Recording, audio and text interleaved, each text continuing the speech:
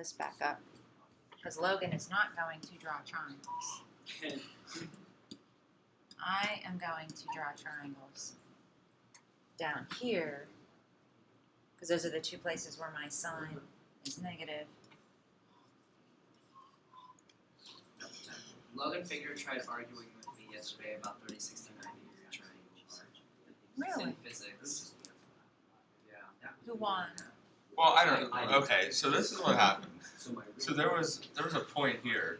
Or am I picturing like a rap Okay, battle? wait, hold on. Okay. There were forces, okay, and these were equal. So we'll say this is F1 and this is F2, and F1 equals F2, and there's a line here because there's a line. Okay. So if these are equal, I said that these angles have to be the same. If those angles are the same, then this angle has to be equal to those angles. No, because it doesn't trisect. It doesn't trisect that fully. So Shut up, Kelly. Just because the forces are the same, you can have Oh, two of the same. Like you can move your arms.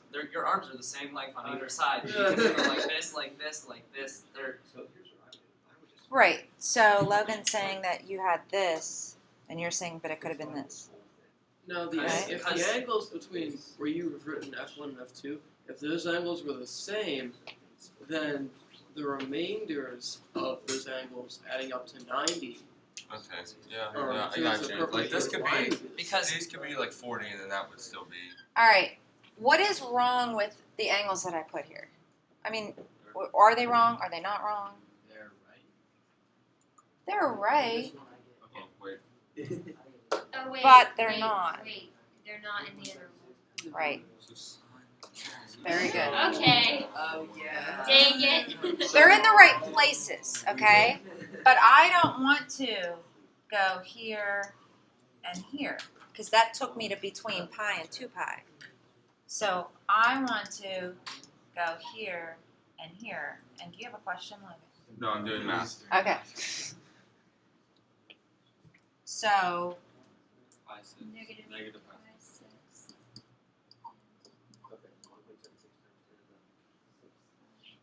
good. Right. And actually these equal the opposite, you know. That and radians. But these are the ones you want, not these.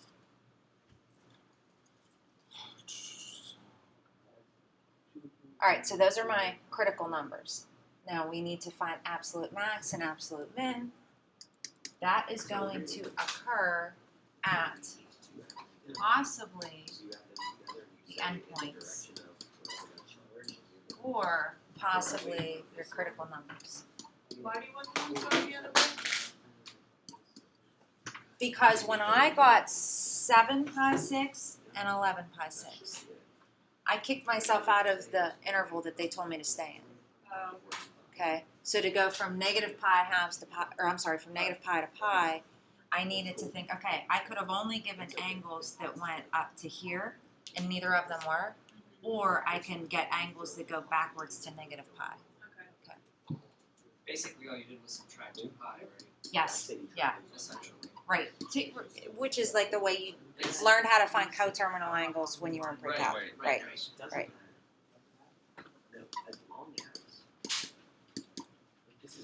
Okay, so I'm going to go back here, right, to get my f ofs, to get my y values. So it doesn't matter what line. So these aren't going to be pretty. Minus, and then since I'm always finding cosines of these things, I'm going to draw my cosine graph because this is how I find cosines of things. Okay, so cosine of negative pi is negative 1. Okay.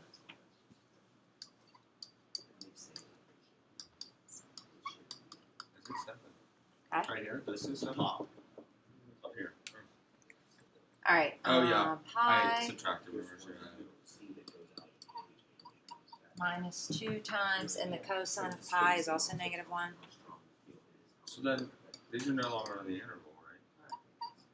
These are That's what we went over. Or pi plus 2, doesn't matter. I just kind of wrote it similar to the one above it. So you have to All right. Negative pi 6, I already have those oh, two drawn. gotcha. And I want cosines, right? but I already have the angles drawn. So negative pi 6. First I want to put it in for x. And then my cosine of negative pi 6, yeah, square root of 3 over 2. Right? Okay, so, oh, I'm out of room. This whole thing's going to start to bother me. Negative square root of 3 minus pi 6. I don't know why I keep putting the pi stuff last, but I started it a long time ago, so I'm going to keep doing it. And then the last one for negative 5 pi 6 minus 2 times. Same thing over here, except it's negative, right? Negative square root of 3 over 2. So that equals, perfect. Okay, so these are my 4 y values that I have to figure out which one is the highest and which one is the lowest. My guess right off the bat is 2 plus pi is the highest. Yeah, everything else is a bunch of, okay, I mean, maybe here, but this is already only starting out at about 1.7, right? So 2 plus pi, this is my winner for my absolute max. Absolute max is at pi 2 plus pi. An absolute minimum, we have to figure that out. 2 minus 3.14-ish. No. Yes. Yeah. Okay. All right. Negative square root of 3 minus pi 6. So this is, think of this as about a half, right? This is 3.14 over 6. Just think 3 over 6, it's a half. Negative 1.7 minus 0.5, negative 2.2. You did it. It's probably not super close, but it's close enough probably. And then this one, because I just always want to get you guys ready. What if this was on a non-calculator part of the AP exam? Which I don't think, they're not going to do something this bad to you with numbers. But just in the event they did. All right, square root of 3, 1, so 5 pi 6. We already said this was like a half, so this is like 5 halves. 5 times a half, yeah. So that would be like 2.5. So 1.7 minus 2.5, negative point. Let's go. What if the one? Let's go 1.5 minus 2.5. I don't know.